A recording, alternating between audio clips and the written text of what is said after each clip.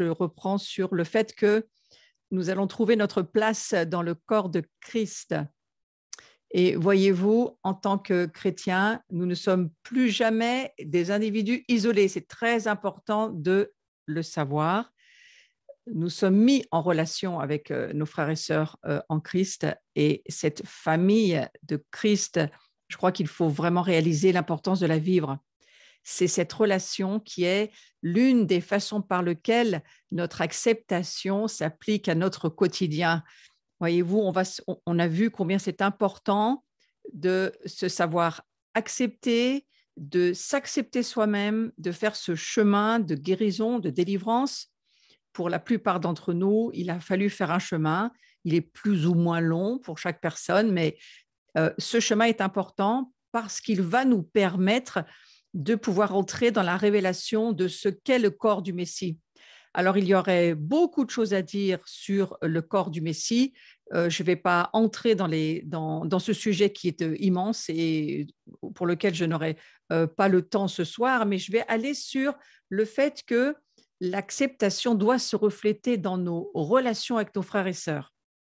Les chrétiens constituent collectivement un seul corps. Vous savez que c'est la prière sacerdotale de Jésus, qu'il soit un comme nous sommes un, ce fameux Érad dont il est question, cette unité, mais ce n'est pas vraiment de cela dont il est question dans le mot Érad, ce n'est pas l'unité au sens où on est un plus un, je vous l'ai souvent expliqué, mais je vais le redire un peu ce soir, c'est le fait d'être ensemble dans un même corps, le corps du Christ, et que nous puissions recevoir la révélation que ce corps, c'est un ensemble. Ce n'est pas seulement moi qui suis le corps de Christ, mais c'est l'ensemble des relations que je vais avoir avec les autres.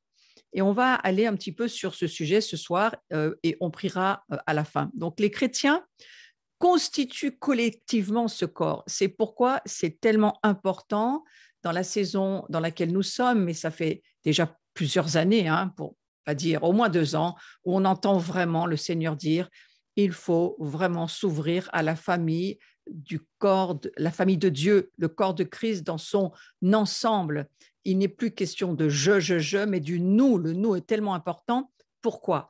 Parce que dans les temps que nous allons traverser, que nous traversons déjà, il va falloir que nous puissions nous rendre compte de l'importance de ce nous, de cette collectivité que nous sommes, on va dire de ce corps identitaire collectif.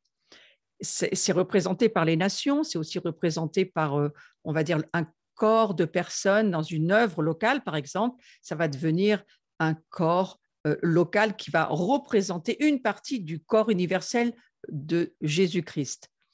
Chaque personne représente un membre de ce corps et la Bible en parle assez souvent. En tant que chrétiens, nous ne sommes donc, comme je l'ai dit, plus jamais isolés et il faut se mettre en relation avec nos frères et sœurs chrétiens. C'est à nous d'aller chercher cette relation. Et ce cours, la gloire de la croix, je crois que c'est la porte qui nous est ouverte simplement parce que Christ nous l'a ouverte. Sans lui, ça aurait été impossible de pouvoir non seulement nous approcher de Dieu, non seulement rentrer dans le royaume de Dieu, c'était impossible sans Jésus, il est vraiment cette porte par laquelle nous entrons dans la présence de Dieu, nous nous approchons du sanctuaire de Dieu et c'est au travers de ce chemin que nous le faisons qui s'appelle donc Jésus. Et alors cette acceptation les uns des autres est vraiment importante. Nous avons tous besoin les uns des autres. Il n'est personne qui puisse dire à ses frères chrétiens, je n'ai pas besoin de toi. Et donc, c'est ce corps que nous constituons collectivement, un seul corps, qui doit être pris en compte. Vous savez, on a tous dans notre cœur le Amen qui se lève, mais dans la réalité, lorsque nous sommes autour de la table de la communion, si vous êtes dans une rencontre œcuménique, une rencontre qu'on dirait être dans l'unité, vous verrez quand même d'un côté les catholiques, de l'autre les protestants, et personne ne peut se mettre autour de la même table. C'est bien triste, parce que je crois que la parole de Dieu nous invite à bien autre chose. Mais pour cela, il faut descendre dans la révélation de ce que l'Esprit Saint va nous nous permettre de voir dans notre esprit, et c'est la parole de Dieu qui va nous le révéler. Et vous savez que c'est la parole de Dieu qui juge l'Église, ce n'est pas l'Église qui juge la parole de Dieu. Et à partir de là, si la parole de Dieu juge ce que nous vivons en Église, alors nous verrons petit à petit les rituels, les traditions, certaines choses tomber pour arriver à l'essentiel. Et l'essentiel, eh bien, nous sommes un seul corps, un seul baptême, une seule Église. C'est ce que dit l'Écriture. Alors, c'est tellement important aujourd'hui de trouver notre place et de nous laisser nous-mêmes faire un trajet pour accepter l'autre comme il est. Ouais. Donc, il a créé, le Seigneur, le corps, de manière à ce que les membres soient interdépendants. Aucun d'entre eux ne peut fonctionner efficacement par lui-même. Ça, c'est quelque chose que j'ai, même dans ma propre communauté, parfois, je sens qu'il y a des difficultés à marcher dans cette révélation. Je ne peux pas fonctionner sans toi, tu ne peux pas fonctionner sans moi. C'est impossible. Il faut trouver notre place qui va faire et permettre que je vais me sentir totalement accepté, utile, participant de ce à quoi Dieu me demande. Et pour cela, bien entendu, il faut trouver un corps aussi qui soit ouvert à cette compréhension. Mais ce principe, il s'applique à chacun de nous. Il s'applique à vous. Vous devez trouver votre place dans le corps de Christ. Vous avez besoin des autres, ils ont besoin de vous, et vous ne pouvez pas vivre votre vie de chrétien seul, isolé. Et en plus, aujourd'hui, avec ces histoires de confinement et ces histoires de cette sans arrêt en train de se demander est-ce que je suis cas contact, est-ce que je ne suis pas cas contact, est-ce que je vais pouvoir rejoindre les autres. Et on vit notre vie chrétienne en ligne, et c'est mieux que rien, mais c'est évident que ça ne peut pas être sur une grande longueur. Donc, si dans votre cœur, vous aspirez désespérément à vous impliquer de cette manière, moi, je suggère que nous fassions ensemble cette prière. J'ai fait cette prière parce que je crois que c'est une prière que je fais et je continue à la faire. Ce n'est pas seulement un jour où je vais la faire, mais c'est une prière qui fait partie, je crois, de cette marche dans ce cours qui nous amène à nous accepter, à accepter les autres, accepter Jésus, vivre vraiment cette gloire de la croix qui va faire qu'on sera un seul corps, le corps du Messie. Et vous savez que le Messie est juif, donc il y aurait beaucoup à dire sur le fait d'être greffé sur Yeshua, Jésus-Christ, qui lui est juif. Et donc, la famille juive, elle a sa place aussi. Non seulement on doit trouver notre place, mais les nations doivent trouver aussi leur place dans le corps de ce Messie. Mais maintenant, revenons à cette prière.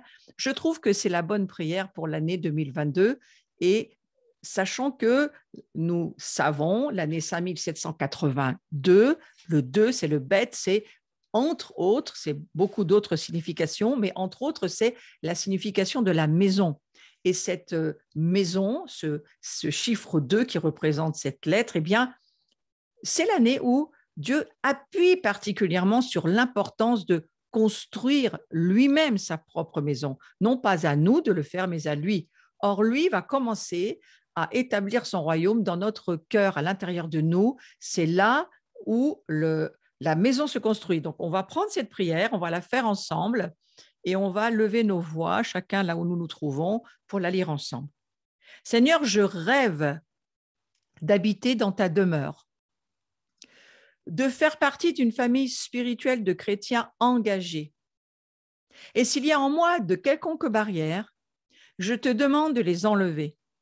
Guide-moi vers un groupe au sein duquel cette aspiration peut être comblée.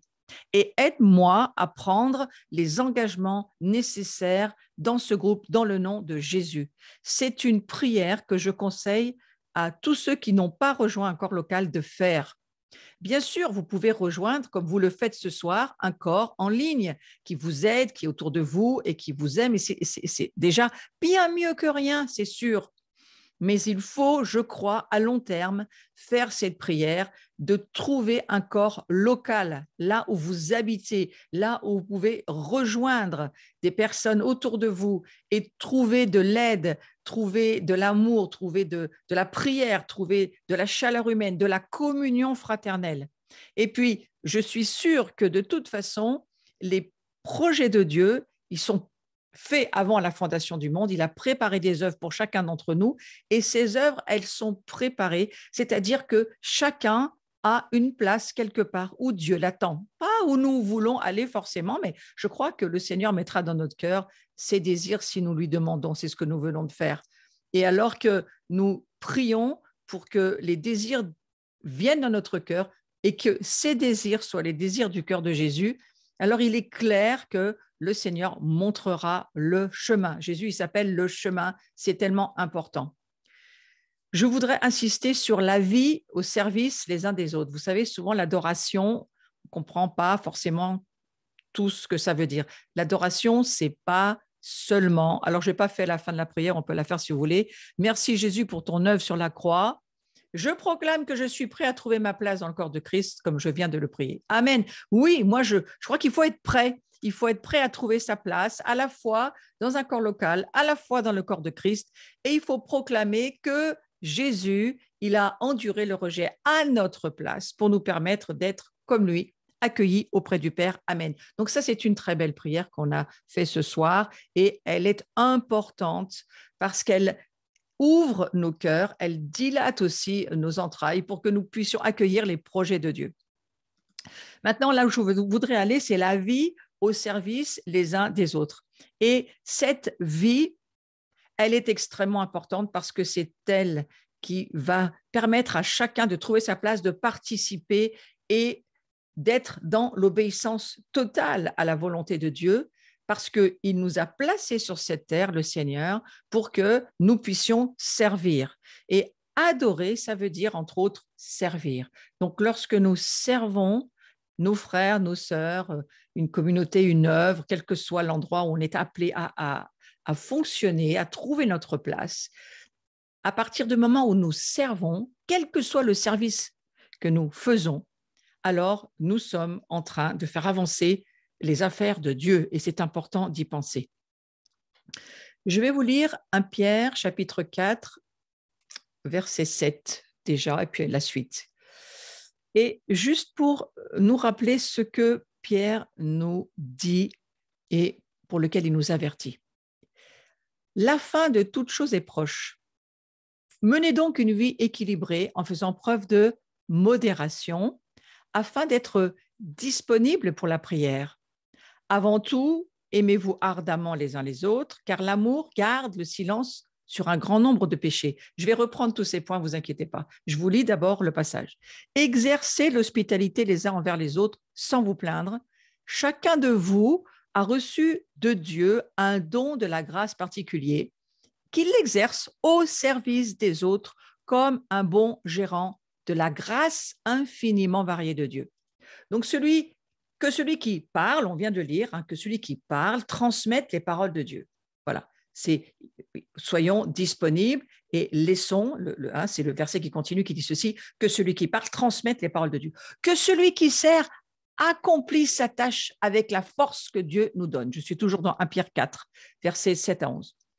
Agissez en toutes choses de manière à ce que la gloire en revienne à Dieu par Jésus-Christ, à qui appartient la gloire et la puissance pour l'éternité. Amen. Vous voyez, c'est une prière que nous a écrit Pierre et qui m'a propulsé dans ce cours parce que finalement, qu'est-ce que nous sommes en train de voir dans ce passage de 1 Pierre 4 ? Nous sommes en train de voir que pour partager la gloire, Pierre va demander quelque chose de très important que je viens de vous lire. Pour partager la gloire, Pierre va nous demander d'être disponible dans la prière. C'est ce que nous venons de voir. Par cela, notre vie a besoin d'être équilibrée en faisant preuve de modération. Chacun de nous pouvons réfléchir à cela et au fait que le Seigneur nous attend dans la prière. Pourquoi ? Parce que Dieu a besoin de notre disponibilité. Il nous attend. C'est lui qui nous attend. Notre vie a besoin d'être à disposition pour Dieu afin que nous puissions avoir une relation avec lui et une vraie communion. Ça, c'est une première chose. La deuxième chose, l'amour ardent que nous aurons les uns pour les autres fera silence sur les péchés. C'est extrêmement important. Pierre dit que l'amour ardent que nous aurons les uns pour les autres fera que nous n'aurons rien à dire sur les péchés des autres. Waouh, c'est une garde à notre bouche que de nous aimer. Voyez, vous pouvez mesurer, on va dire, la hauteur de l'amour que vous portez à quelqu'un sur ce que votre parole en dit. Hein? Et parfois, vous savez, il vaut mieux se taire. L'amour couvre un grand nombre de péchés. Eh bien, je crois que si la bouche se tait, c'est qu'elle est en amour avec une personne pour laquelle il vaut mieux se taire que de dire des choses qui ne sont pas positives parfois. Voilà. Donc, c'est important. Ça aussi, ça s'appelle partager la gloire de Dieu. Et puis, j'ai trouvé très intéressant dans ce passage, surtout quand on voit que Dieu donne des dons à chacun et puis qu'on mène nos dons à l'exercice au service des autres, et qu'il est écrit exactement dans ce verset, dans ce passage, comme un bon gérant de la grâce infiniment variée de Dieu. Finalement, nous sommes les gérants de la grâce. Est-ce que nous en sommes conscients? Nous sommes les gérants. Ça ne vous rappelle pas quelque chose dans le livre de la Genèse? Lorsque Dieu va nous dire, eh bien, dominer, il va parler à Adam et Ève, et puis il va dire à Adam et Ève, eh bien maintenant, vous êtes créés, c'est bien, vous êtes deux, c'est mieux que si Adam était tout seul, il n'est pas bon que l'homme soit seul, voilà, on va lui mettre une compagne qui va avoir une autorité partagée, et vous allez devenir les gérants, vous allez dominer sur toute chose. Eh bien, je crois que les gérants de la grâce, c'est exactement aussi là où ça va. Parlons de ce que cela signifie qu'être un gérant de la grâce. Ça signifie quoi? Ça signifie l'hospitalité parfois, d'ouvrir sa maison, les dons qui sont peut-être au service des autres pour un tas de choses. On a un tas de dons qu'on peut mettre au service. On a tous beaucoup de dons à offrir. Peut-être certains ont le don de la parole, un autre le don du dessin, un autre le don de l'écriture, un autre le don du chant, un autre le don de la révélation, un autre. Tous ces dons-là, il faut les mettre au service des autres. Et je crois que c'est cela que Dieu veut nous dire dans ce cours, lorsqu'il nous dit « Vous avez été créés pour partager ma gloire ». Ouais? Alors cette gloire-là, maintenant, ce n'est pas seulement pour nous, c'est pour l'offrir aux autres, servir les autres. Et en faisant cela, eh bien, nous plaisons au Seigneur. Alors, on va voir, bien entendu, qu'il y a des souffrances qui sont inévitables. Et ça aussi, c'est souvent le pourquoi on reste en retrait, on ne veut pas vraiment s'impliquer dans une communauté, une collectivité ou un corps local, quelque chose, c'est difficile. Mais voilà, on va lire aussi ce que Pierre en dit, parce que Pierre, je crois que lui aussi, il avait reçu et vécu un certain nombre de révélations qui nous fait partager et qui sont intéressantes. Lorsqu'il nous dit, mes chers amis, dans 1 Pierre chapitre 4, verset 12, ne soyez pas surpris d'avoir été plongés dans la fournaise de l'épreuve, comme s'il vous arrivait quelque chose d'anormal. Nous devons nous dire que l'épreuve est quelque chose de normal. Et je vous redis, allez écouter cette prédication que j'ai faite dimanche, je crois que c'est dimanche il y a 15 jours, sur l'épreuve, une bénédiction cachée. C'est tellement encourageant. Oui, le Seigneur nous laisse être plongés dans, on va dire, la fournaise de l'épreuve parce qu'il veut nous rendre plus forts, plus sûrs, il veut nous donner de l'assurance, il veut faire que nous soyons remplis d'assurance, pas de la nôtre, mais du fait que nous avons reçu la révélation de Christ en nous. Et si c'est Christ qui est en nous, alors nous avons de l'assurance. Et il nous dit un petit peu plus loin, verset 13-14, au contraire, réjouissez-vous, car vous participez aux souffrances de Christ, afin d'être remplis de joie quand il paraîtra dans toute sa gloire. Vous voyez, il y a une affaire de joie pour Dieu de nous voir saisir pourquoi on participe aux souffrances de Christ. On participe aux souffrances de Christ lorsqu'il s'agit d'annoncer l'Évangile, d'amener le royaume de Dieu. Je ne vous parle pas des attaques de l'ennemi, là, il n'est pas question de ça. Il est question de ce que l'épreuve, finalement, elle va nous permettre, et je crois qu'elle nous permet de grandir, surtout en premier lieu.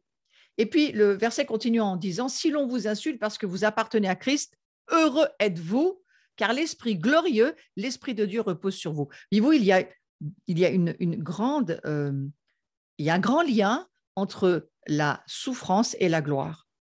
Et il y a quelque chose que Dieu essaye de nous dire lorsque nous traversons ces souffrances de Christ, lorsque nous sommes en souffrance parce que nous vivons une vie de chrétien et que nous tenons nos lignes, nous tenons nos engagements, nos convictions et que nous ne nous noyons pas dans le monde pour ne pas être vus, mais que nous affirmons qui nous sommes en Jésus-Christ. Et il y a toujours des souffrances à faire cela, mais nous sommes prévenus. Maintenant, on a 2 Corinthiens, chapitre 4, verset 7, qui nous dit ceci. C'est un verset bien connu, mais je veux le relire. Mais ce trésor, quel est ce trésor? Eh bien, ce trésor, c'est le royaume de Dieu en nous, mais c'est Christ en nous. Si nous avons Christ, nous avons le royaume. C'est le fait que l'Esprit Saint est au fond de nous. C'est le fait que nous sommes une nouvelle créature, nous vivons dans une nouvelle création et nous en avons la révélation et nous le sommes vraiment, nous le vivons vraiment. Et voyez-vous, à partir de là, eh bien, ce trésor, nous le portons dans des vases faits d'argile pour que ce soit la puissance extraordinaire de Dieu qui se manifeste et non pas notre capacité. Et là, bien sûr qu'il faut que nous apprenions à laisser nos vies, nos capacités y renoncer pour que nous puissions compter sur les capacités de Christ. Et je crois que c'est toute l'histoire de la croix. La croix, elle nous demande une identification dans la mort de Jésus. Pourquoi? Eh bien, parce que nous nous identifions nous aussi à ce pourquoi Christ est mort. Il est mort pour nos péchés, il est mort pour les transgressions de ce monde, il est mort parce que la nature charnelle d'où nous venons, nous sommes nés de la chair par nos pères et nos mères.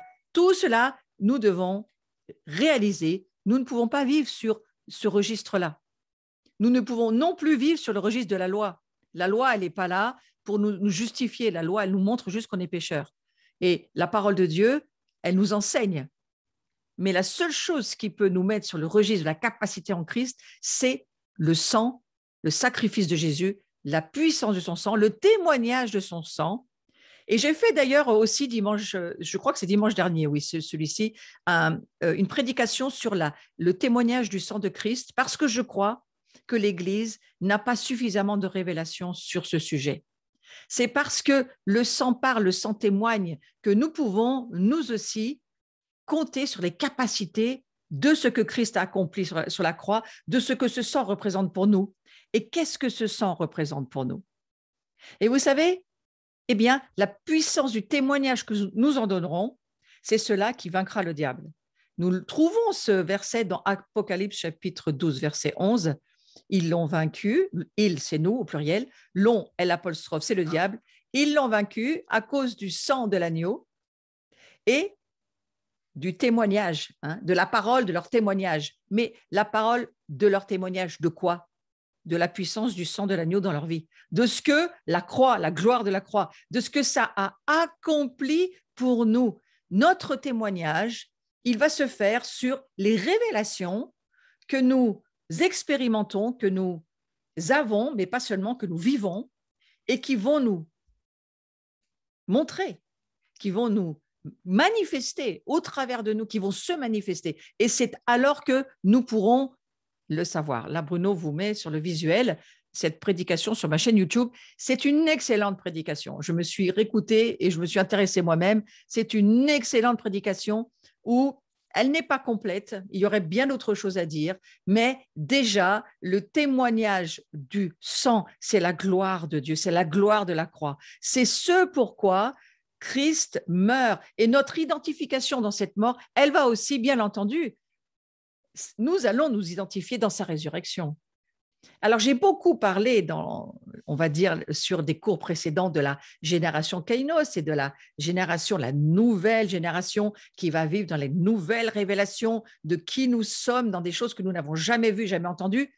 Mais pour cela, il nous faut avoir des fondements sûrs et solides, de savoir que nous pouvons nous approcher du trône de Dieu avec assurance. Nous pouvons parce que la puissance du sang, le sang de Christ parle et a ouvert le chemin pour nous au travers du corps et du sang de Jésus. C'est cela l'important. Alors, on va continuer à lire ce texte parce que je veux revenir sur 1 Pierre chapitre 4 verset 12.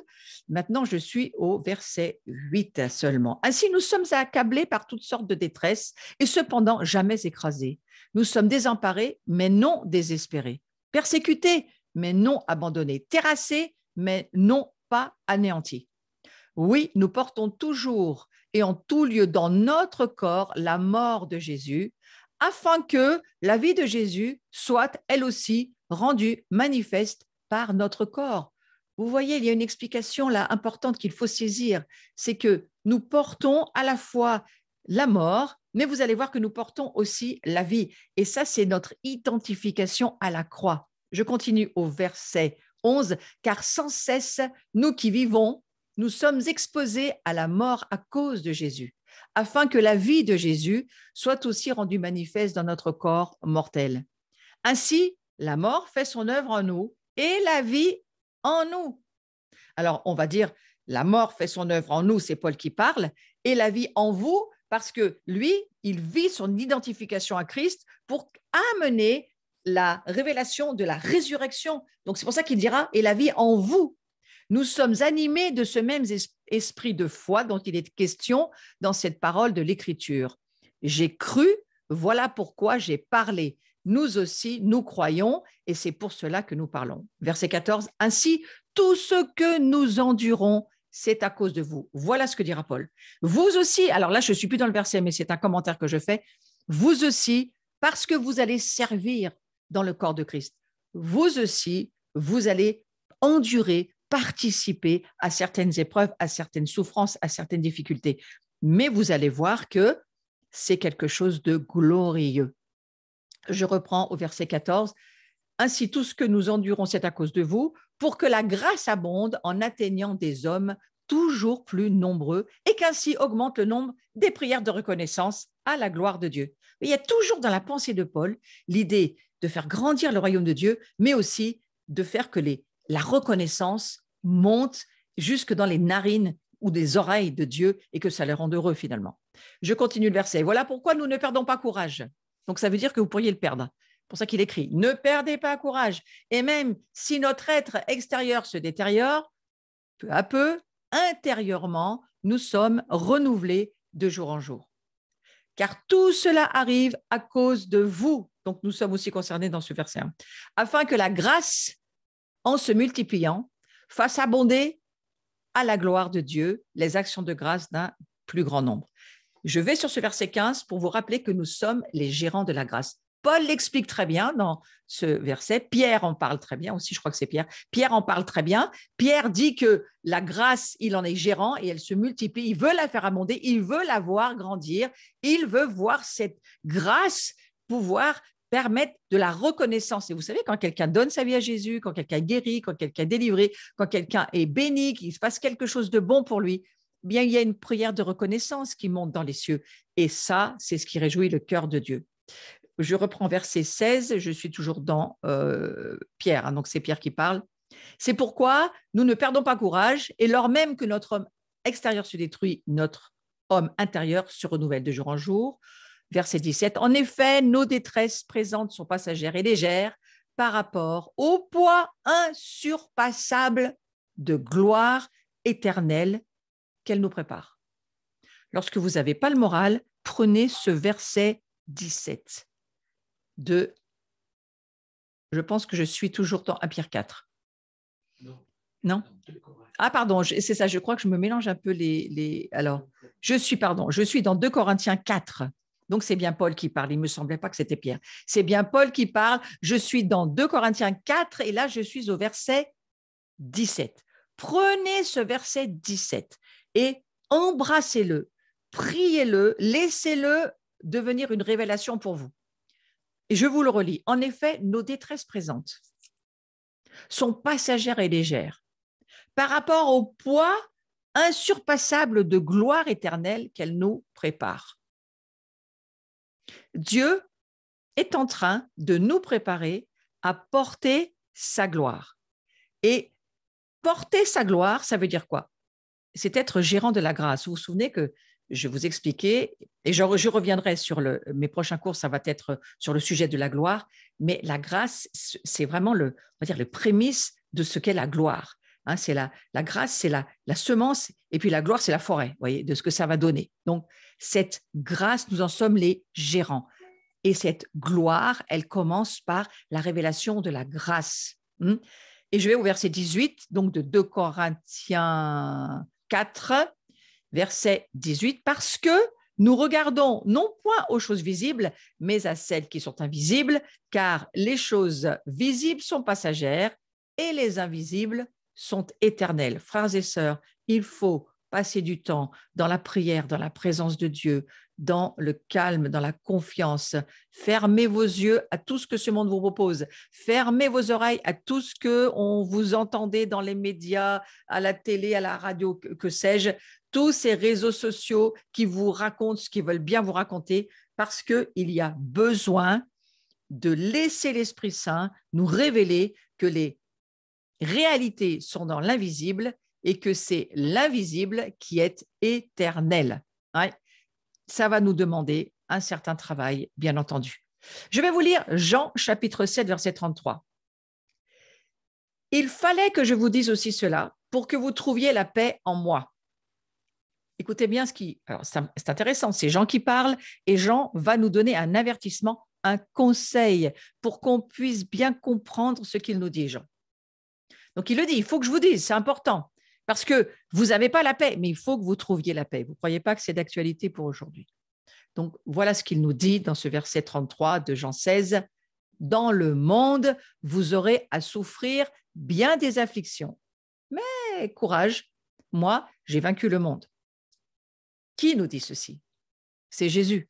Et Jean va retranscrire les paroles de son maître, de son bien-aimé, de celui qui a transformé sa vie, parce qu'il le sait, Jean. Et lui, ça sera le seul apôtre, on pourrait dire qu'il va mourir, pour ainsi dire, de vieillesse et de sa mort tardive, vraiment très, très tardive. Tous les autres apôtres sont morts dans des souffrances et des morts extrêmement difficiles et violentes. Jean, c'est le seul qui y échappe. Eh bien, d'autant plus qu'il a vécu vieux, qu'il a dû traverser beaucoup d'afflictions.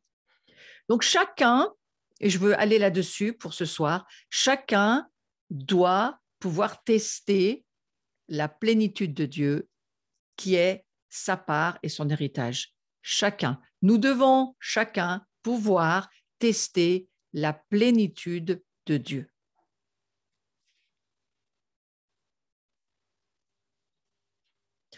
Je vais revenir sur la définition du mot plénitude. Je me suis intéressée de chercher exactement ce que le dictionnaire en dit. C'est quoi la plénitude? Alors, c'est un état de ce qui est complet dans toute sa force. C'est l'état de ce qui est à son plus haut degré de développement et qui est dans toute sa force, dans son intensité, dans son intégralité. Le synonyme, donc, ça sera donc intégralité, intégrité, totalité. Pourquoi je vous parle de cela? Parce que l'expérience de la résurrection, c'est de vivre cette plénitude de Christ.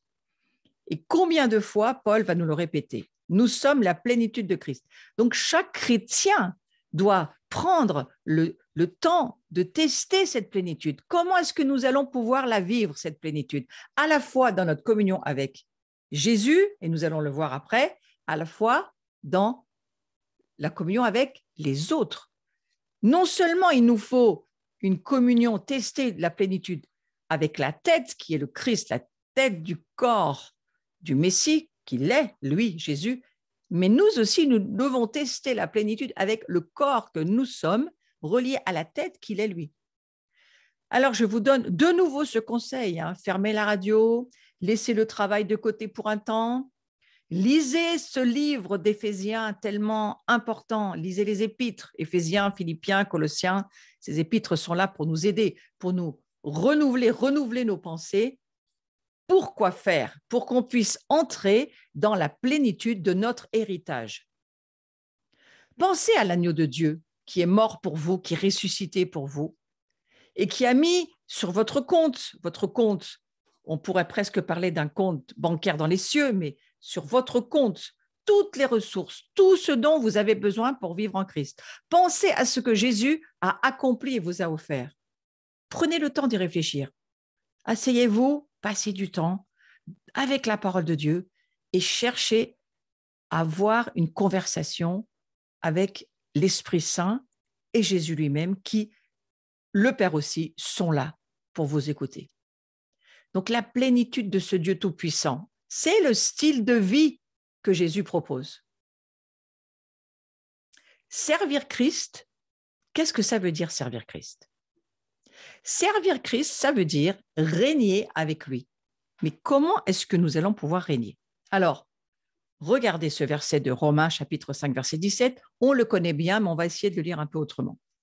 Si par l'offense d'un seul, la mort a régné par lui, à plus forte raison, ceux qui reçoivent l'abondance de la grâce et du don de la justice régneront-ils dans la vie par Jésus-Christ? Voyez, ici, ceux qui reçoivent l'abondance, c'est nous. Nous recevons nous ne recevons pas de la grâce seulement. Nous recevons l'abondance de la grâce parce que nous avons un Dieu qui est plus que généreux, plus qu'extravagant dans ses bontés, plus que bon, il n'y a pas autre que Dieu. Donc, c'est le plus bon de tous les bons. Donc, l'abondance de la grâce, elle est là. Et le don de la justice, parce que c'est offert. Notre salut nous est offert, nous ne le méritons pas, nous n'avons rien fait pour être sauvés et nous ne pouvons rien faire pour améliorer cette idée. Nous le sommes, un point, c'est tout. Voilà. Donc, ces deux dons, le don de la justice, notre salut, et le don de la grâce, c'est-à-dire nous ne méritions rien, mais voilà, il nous accorde cette grâce. Aujourd'hui, il veut nous en faire les gérants pour les autres. Donc, dans la même mesure où Jésus est victorieux de nos ennemis, nous régnons sur nos ennemis. Par Jésus, nous régnons. Seulement par lui, nous ne régnons pas par nous-mêmes, mais nous régnons parce que lui, il règne en nous et qu'il nous a offert sa grâce, sa justice. C'est lui qui nous a offert d'être en lui et lui en nous. Donc, ce n'est plus nous qui vivons, c'est Christ qui vit en nous. Donc, c'est vous qui régnez. Finalement, si Christ vit en vous, ce n'est plus vous qui régnez, c'est Christ qui règne en vous. Et c'est pourquoi dans ce verset, il l'écrit bien à plus forte raison. Ça veut dire, c'est la raison pour laquelle maintenant, c'est vous qui régnez. Vous êtes appelés à ce règne dont il est question tout du long de la parole de Dieu. Et servir, c'est régner. Donc, alors que nous servons le corps de Christ, alors que nous servons Dieu, bien sûr, mais le corps de Christ, j'insiste sur la communion fraternelle, le corps de Christ, le fait d'être un corps ensemble et de pouvoir nous servir les uns les autres, moi, c'est ce que je fais ce soir. Je vous sers dans un travail que j'ai préparé pour que vous puissiez aussi grandir et apprécier, avoir de nouvelles révélations, entrer dans de nouvelles choses. Eh bien, c'est la raison pour laquelle nous régnons. Nous sommes victorieux comme Jésus a été victorieux. Et nous vivons depuis l'agneau de Dieu. Nous ne vivons pas pour lui. Nous vivons pour lui dans une certaine manière, mais ce que je veux dire dans ce que j'essaie de vous exprimer maintenant, c'est que nous vivons à partir de ce que lui a fait pour nous. Donc les ressources, elles sont données pour aider le corps de Christ, jusqu'à ce que nous soyons tous arrivés à l'unité de la foi. Ça, ce sont tous les textes d'Éphésiens. Non seulement nous devons arriver ensemble à l'unité de la foi, mais nous devons arriver à la connaissance du Fils de Dieu. Et ce n'est pas une connaissance cérébrale, c'est une connaissance d'expérimentation, si je puis dire comme ça, de réalité de vie. Donc, pour cela, il faut bien vivre dans un corps spirituel, mais aussi un corps local, dans lequel nous pouvons servir et pouvoir nous laisser être utilisés dans le service, c'est-à-dire dans le règne. Parce que lorsque nous servons, nous régnons. Lorsque nous adorons, nous régnons avec Christ. Lui, il règne en nous au travers de notre adoration. Mais lorsque nous servons, nous faisons la même chose. Nous allons lire Colossiens. Je vous le lis, c'est simplement un verset, Colossiens chapitre 2. Et je vous lis quelques versets, entre autres le 9 et le 10. Car en lui habite corporellement toute la plénitude de la divinité. Il est question de Jésus. Vous avez tout pleinement en lui, qui est le chef de toute domination et de toute autorité. On a envie de se dire, alors on n'a donc plus besoin de rien si on a tout. Et en quelque sorte, c'est ça. Vous allez voir que vous avez tout. Je n'ai pas dit que vous aviez besoin de rien. J'ai dit que vous avez tout pour le moment. Et comprenez bien cette idée que vous avez tout. C'est-à-dire que vous avez tout pleinement. Il aurait pu simplement écrire vous avez tout, ça aurait déjà été bien, mais il insiste, vous avez tout pleinement en lui. Ça n'est pas hors de lui. Je vous rappelle que l'identification à Christ, ça n'a plus rien à voir avec nous. Il faut laisser grandir ce Christ en nous par la parole de Dieu, par la prière, par l'étude, tout ce que Dieu va faire et tout ce que nous allons faire pour pouvoir grandir, mais Dieu s'en occupe, ne vous inquiétez pas, il s'occupe que vous puissiez grandir, parce que c'est un Père et il s'occupe de nous. Et en tous les cas, voilà ce que la parole de Dieu nous dit au travers de Paul. Nous avons tout. Je vais vous lire la version Martin. C'est une version de traduction de la Bible qui existe. Et voilà ce qu'elle dit. Vous êtes, je prends juste le verset 10 pour pas qu'on s'embrouille. Vous êtes rendus accomplis en lui. Au lieu de dire vous avez tout pleinement en lui, Martin va traduire ce verset de cette manière-là. Vous êtes rendus accomplis en lui, qui est le chef de toute principauté et puissance. J'ai été chercher la version Darby, qui est une autre traduction, pour voir si ça disait à peu près la même chose. Darby dit la même chose que Martin, pratiquement. Vous êtes accomplis en lui. Mes amis, si vous êtes accomplis, alors, qu'est-ce qui vous attend?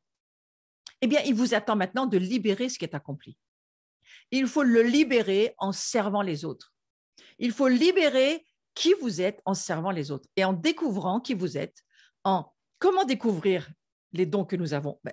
On sait qu'on a un don parce que, quelque part, eh bien, en vivant, on va s'apercevoir qu'on a quelque chose que les autres n'ont pas là et que c'est apprécié et que tout le monde, finalement, on est bien content. C'est ça un don. Hein. Alors, on a des dons naturels, on a des dons aussi spirituels, bien sûr.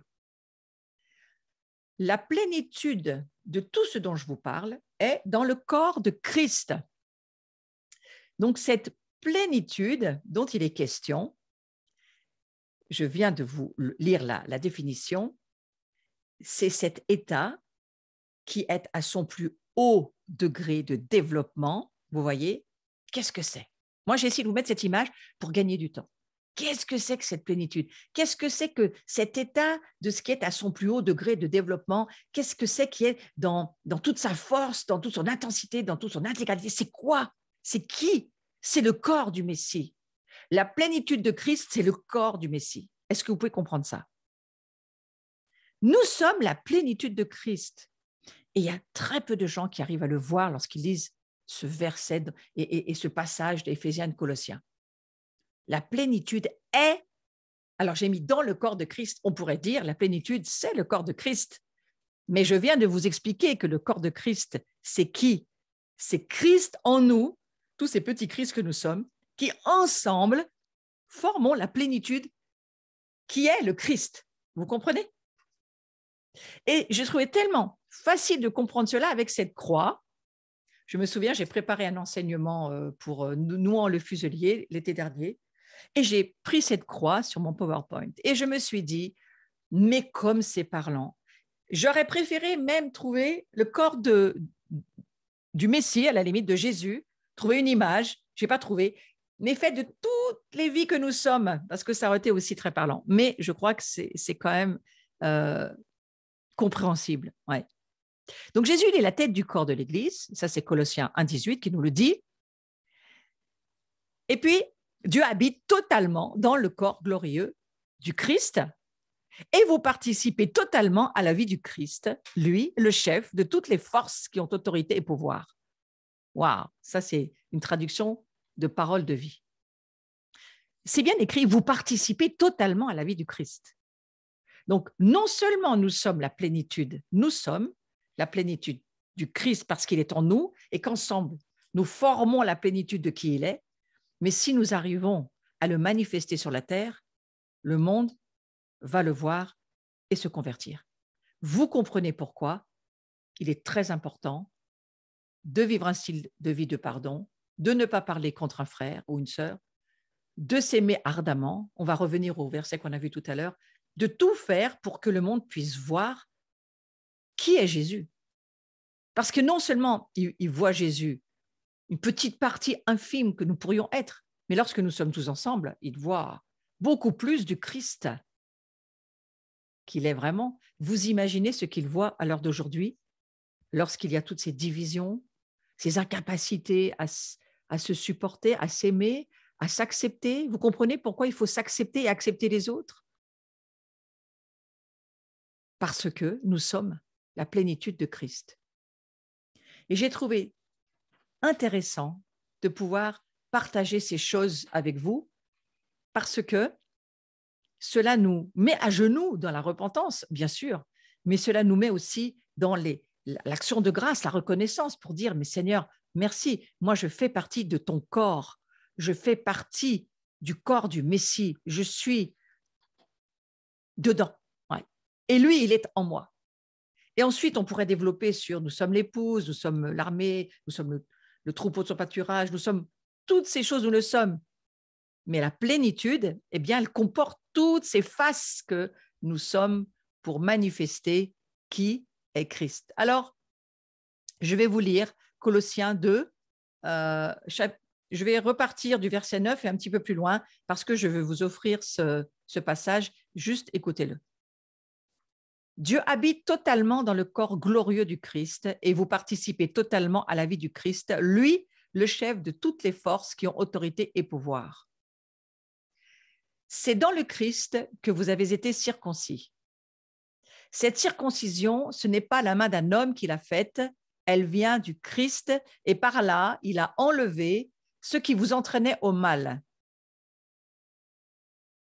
Par le baptême, vous avez été mis dans la tombe avec le Christ, mais avec lui, vous avez été réveillés de la mort.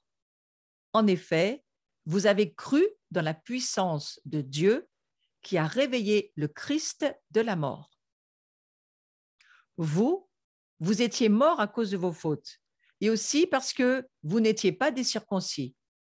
Mais Dieu vous a rendu la vie avec le Christ.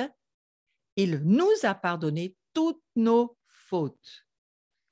Il a effacé le document de nos dettes qui nous accusait et qui était contre nous à cause des règles établies. Il l'a détruit en le clouant à la croix. Dieu a enlevé leur puissance aux esprits qui avaient autorité et pouvoir. Il a présenté ces esprits devant tout le monde et il les a traînés comme des prisonniers dans le défilé victorieux de son Fils. Donc, personne ne doit vous condamner à cause de ce que vous mangez ou buvez, ou au sujet des fêtes, ou de la nouvelle lune, ou du Shabbat. Souvenez-vous que là, ces textes-là, ils s'adressent à des Juifs premièrement, et ensuite à des Goïms, à ceux qui ne sont pas Juifs. Donc, voilà ce que nous dit ce passage. Tout a été fait, si je reprends le verset du début, tout a été fait parce que nous avons été circoncis en Christ. Cela vient parce que nous sommes en Christ. Dans le Christ, vous avez été circoncis. C'est une autre traduction, mais qui est tellement plus facile à comprendre que la seconde. Dans le Christ, nous sommes circoncis. C'est-à-dire que tout ce que nous devenons, nous le devenons parce que Christ l'a déjà accompli pour nous. Et nous le devenons en suivant la marche, en écoutant la voix du Seigneur, en obéissant à ce qu'il nous dit, nous grandissons et nous devenons ce qu'il dit que nous sommes déjà. Ouais. Alors, on va aller sur ce dernier visuel pour la fin de ce cours sur la gloire de la croix. Et voilà ce qu'il est dit dans ce verset 17. C'est la fin de Colossiens chapitre 2 au verset 17. Tout cela est l'ombre de ce qui doit venir. Mais ce qui existe réellement, c'est le Christ. Ça, c'est le verset 17. Et le verset 18. Personne ne doit vous priver de la victoire. J'ai trouvé ces deux versets dans cette traduction de paroles de vie, ce n'est pas la même que la seconde, extrêmement parlant, parce que c'est l'ombre de ce qui doit venir. Vous imaginez ce qui doit venir grâce à la croix. Vous comprenez pourquoi Jésus sur la croix, bien que c'était difficile, douloureux, un moment très dur à vivre, la crucifixion, c'est quelque chose de terrible, je suppose, parce que moi, je n'en sais rien, mais je peux supposer, à peine nous, on se coupe quelque chose, c'est douloureux, vous imaginez. Non, moi, je n'imagine pas, mais je peux un peu y penser quand même. Ce que Jésus a dû traverser. Mais il l'a fait avec une joie intérieure. Pourquoi? Parce que il a vu cela. Il a vu ce que Paul nous écrit dans Colossiens. Lui, Jésus, il le savait. Il savait que grâce à cette croix, personne ne pourrait nous priver de notre victoire. La victoire d'être Christ en nous, de laisser Christ grandir en nous et de devenir ce qu'il est. C'est un grand mystère, mais c'est une immense joie pour chacun d'entre nous. Bien sûr, notre corps extérieur se détruit, nous l'avons lu. Bien sûr, il y a encore beaucoup d'afflictions et nous allons traverser des temps qui ne sont pas faciles, oui. Mais voilà, tout cela, tout ce que nous vivons n'est que l'ombre de ce qui doit venir. Et ce qui doit venir, c'est une gloire sur chacun d'entre nous. Et Dieu vraiment se penche sur nous. Il s'occupe de chacun d'entre nous. Il est très, très soigneux, hein, l'alliance. L'alliance, en hébreu, ça veut dire prendre soin. Il y a cette alliance de sang avec nous qui fait qu'il est lié dans l'alliance. Et c'est pas nous qui tenons l'alliance, c'est lui qui la tient. Au travers de Christ en nous, il tient cette alliance de sang. Donc, nous pouvons dire ce soir, personne ne peut nous priver de cette victoire. Frères et sœurs, la croix, c'est une gloire. Le témoignage du sang en fait partie. C'est pour ça que je ne vais pas continuer dans ce sens parce que je veux prendre le virage, aller sur la gloire, sur les prochains cours. Mais je vais clôturer la gloire de la croix en vous disant ceci. Vous avez une suite dans la prédication du témoignage du sang qui est sur ma chaîne YouTube. Allez l'écouter, c'est un plus par rapport à la gloire de la croix. Et en tous les cas, sachez que celui qui existe vraiment, parce que nous allons disparaître. Notre vie va disparaître. Notre vie, c'est une vapeur. Mais ce qui existe réellement, c'est le Christ en nous qui, lui, règne déjà en nous éternellement. Et ce que je vous propose de faire, c'est de décider de régner avec lui. Donc, décider de servir le corps de Christ, décider de servir les autres, décider d'être utile pour une œuvre qui a été préparée pour vous d'avance, dans laquelle vous savez que Dieu vous attend. Et si vous ne savez pas encore dans laquelle, vous priez et vous le saurez, parce que Dieu vous le fera savoir. Mais est-ce que ce n'est pas une incroyable gloire que de nous dire qu'il nous a fait l'immense faveur d'être des serviteurs de sa gloire. Parce que c'est ce que nous sommes. Nous sommes des serviteurs de sa gloire. Nous allons prier, si vous le voulez bien, et nous allons terminer ce cours sur la gloire de la croix. Je souhaite et je prie très fort que vous puissiez prendre du temps et que vous puissiez méditer. Alors, vous savez, méditer, il y a plein de significations dans ce mot méditer, mais j'en ai un qui me revient là pendant que je vous parle. Méditer, ça veut dire rugir, comme le lion de Juda rugit. Ça veut dire aussi ça, méditer. Donc, n'hésitez pas à rugir et à souffler du chauffard et à crier la reconnaissance que vous avez à un Dieu qui vous a choisi pour être les serviteurs, les porteurs de sa gloire dans le service aux autres. Chaque fois que vous servez les autres, mes frères et mes sœurs, vous libérez la gloire de Dieu. Chaque fois que vous priez dans votre chambre de prière, vous libérez la gloire de Dieu dans votre communion avec Dieu, mais dans votre communion aussi avec les autres. Seigneur, je prie pour chacun d'entre nous ce soir, que tu puisses déposer tes paroles et qu'elles prennent vie et qu'elles amènent de l'onction, de la révélation sur toutes les personnes qui sont là ce soir, qui sont connectées, et toutes celles qui vont être connectées en replay, parce qu'il y a juste un présent continu dans ce que tu veux dire à chacun, et bien que la révélation de la croix amène tous ceux qui entendent ce message à marcher avec assurance pour nous approcher de ton trône, pour entrer dans ton sanctuaire, pour passer du temps avec toi et ressortir de cet endroit pour aller servir le monde, que nous puissions aller servir les frères et les sœurs, gagner des âmes pour ta grande joie et pour que des prières de reconnaissance puissent monter dans les cieux, parce que les cieux attendent notre louanges, notre adoration, nos actes, nos actions de grâce, nos prières de joie pour dire, mais Seigneur, merci. Déjà, commencez ce soir à remercier le Seigneur parce qu'il vous a choisi.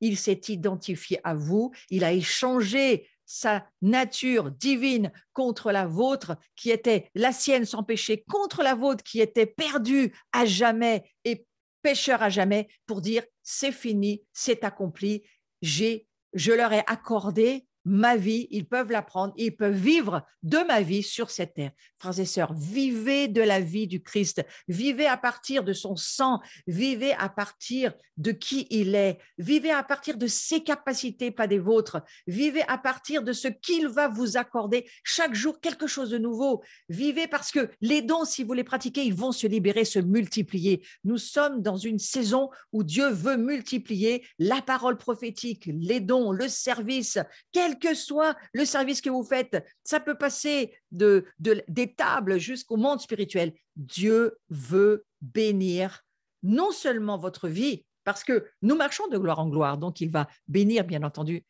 notre vie et notre vie à chacun de nous ici qui sommes connectés à ce qu'il est en train de nous dire, mais il veut aussi libérer le service. Je prie que le service qui est prévu pour vous, quel qu'il soit, puisse être libéré autour de vous. Donnez des paroles de sagesse, donnez des paroles de connaissance, priez pour les malades, priez pour ceux qui ont besoin de liberté, de libération, parce que vous avez été créés pour cela. Je vous bénis dans le nom de Jésus. Je prie que le royaume continue à s'étendre au travers de vous. Continuez à servir, ne vous arrêtez pas, ne baissez pas les bras. Vous êtes les bras du Christ sur la terre. Si vous baissez vos bras, Jésus n'a plus de bras. Si vous ne parlez pas, Jésus n'a pas de bouche. Si vous n'agissez pas, Jésus ne peut rien faire. Il a mis en nous le trésor qu'il est. Et maintenant, il nous demande de libérer tout ce qu'il est en nous, tout ce que nous connaissons de lui, tout ce que nous savons de lui, tout ce que nous pouvons faire de sa part. Il va le libérer. Alors, je prie que chacun, vous soyez vraiment des grands libérateurs et que ça réjouisse les cieux. Soyez bénis en cette soirée et je vous souhaite une très belle soirée et à la semaine prochaine. Vous voyez les annonces apparaître. Voilà.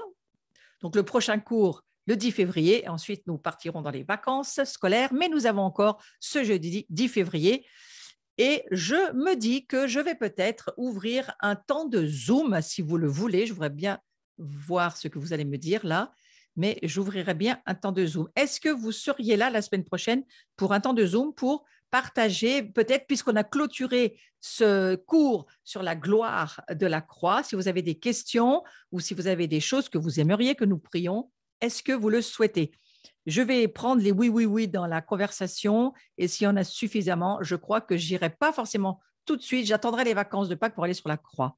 Oui, je crois qu'il y en a beaucoup qui disent oui. Alors, la semaine prochaine, nous ouvrons un Zoom, nous parlons, nous relisons tout ce cours dans ce que nous avons besoin de revoir ou de prier ou de partager. On va se faire ce qu'on appelle une petite yeshiva. Ça sera très, très bien. Voilà. Donc, nous continuons ensuite dans les annonces. Voilà, je serai avec Éric Péchin, invité par lui. Moi, je serai juste là pour entourer la soirée avec Carlos et Alain Caron. Nous serons tous les 4 pour entourer Barbara Yoder qui sera là. Donc, c'est le 8 février à 20h. Si vous voulez vous brancher, voilà, je vous donne juste une petite information. Ensuite, je serai à l'école de guérison en ligne, bien sûr. Vous pouvez vous inscrire, y participer. C'est avec Carlos Payan. Le 11 février, voilà. Et vous avez toutes les infos sur le site de Paris Tout est possible, mais je suis l'invité pour cette soirée, donc je me prépare, voilà. Ensuite, la Maison de Jean, bienvenue à tous ceux qui aimeraient nous rejoindre. Il y a des hôtels autour de chez nous, ça commence à être un petit peu plein dans la maison, mais voilà, bienvenue. Il y aura Samuel Olivier Laurent pour la louange et l'adoration et Carlos Payan et moi-même pour des enseignements et des temps de ministère. Merci pour tous ceux qui me rejoignaient sur ma chaîne. Je suis passée à 401 personnes et la 401e personne abonnée. Je le remercie, c'était Éric Péchin. Donc, merci beaucoup. Voilà, merci à ceux qui vous abonnez, merci à ceux qui cliquez, merci à ceux qui demandaient des notifications. C'est très bien, j'essaye de vous répondre. Et puis, voilà, merci à ceux qui me soutenaient. Soyez bénis et bonne soirée à tous et à toutes. Au revoir et à la semaine prochaine sur le Zoom. On ouvrira tous nos micros, c'est promis, mais vous pouvez aussi les ouvrir là si vous voulez pour vous dire au revoir. Soyez bénis.